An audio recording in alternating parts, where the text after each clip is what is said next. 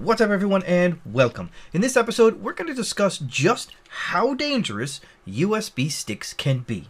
In this case we're referring to plugging a USB stick in you get sent in the mail or when you might pick up off the floor and just kind of plug into your PC, which you should never ever do, right?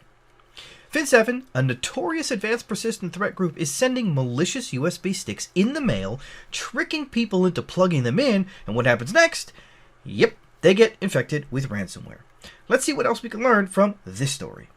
Oh, drat these computers. They're so naughty and so complex. I could pinch them. The FBI warned that ransomware groups are mailing malicious USB drives, posing as the U.S. Department of Health and Human Services and or Amazon, to target the transportation, insurance, and defense industries for ransomware infection. In a security alert sent to organizations, the FBI said the guilty party is FIN7, aka Carbanak, or Navigator Group, the infamous financially motivated cybercrime gang behind the Carbanak backdoor malware. FIN7 has been around since at least 2015. Initially, the gang made its reputation by maintaining persistent access at target companies with its custom backdoor malware and for targeting point-of-sale systems with skimmer software. It often targets casual dining restaurants, casinos, and hotels, but in 2020, FIN7 also got into the ransomware and data exfiltration game with its activities involving REvil or Ryuk as the payload. The FBI said that over the past several months, FIN7 has mailed the malicious USB devices to US companies in hopes that somebody would plug in the drives, infect the systems with malware, and thus set them up for future ransomware attacks. The attackers gussied up the packages, disguising them as either pandemic-related or as goodies from Amazon. The Bureau said there are two variations of packages. Those imitating HHS are often accompanied by letters referencing COVID-19 guidelines enclosed with a USB. And those imitating Amazon arrived in a decorative gift box containing a fraudulent thank you letter, counterfeit card, and a USB. Regardless of the delivery method, HHS or the Amazon trick, the packages contained the LilyGo branded USB devices. If targets fell for all the tinsel and flim-flam and plug in the USB thumb drives, the FBI said that the devices executed a BadUSB attack. Now, BadUSB attacks exploit an inherent vulnerability in USB firmware that enables bad actors to reprogram a USB device so it can act as a human interface device, i.e. as a malicious USB keyboard preloaded with automatically executed keystrokes.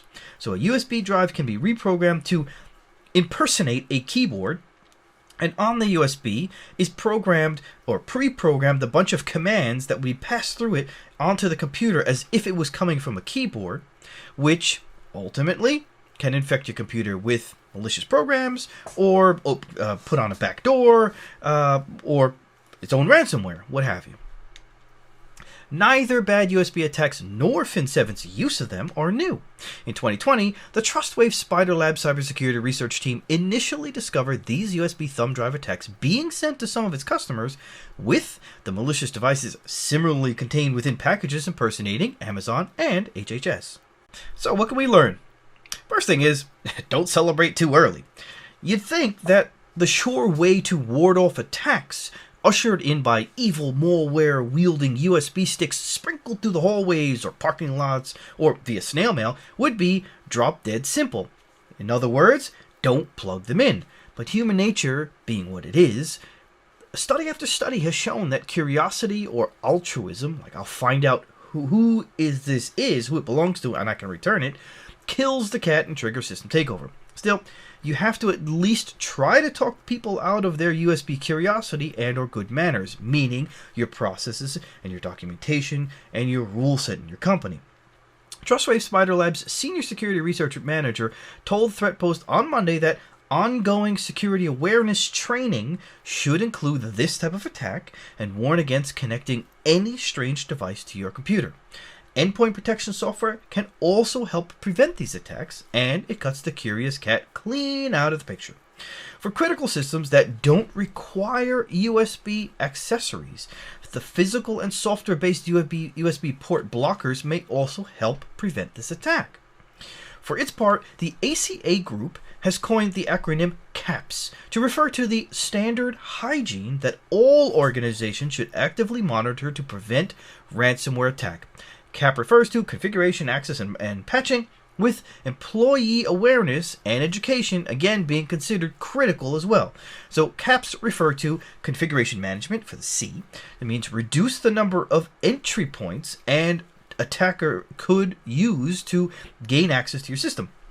Many attacks are successful because there are misconfigurations or security devices, cloud configurations, and blah, blah, blah.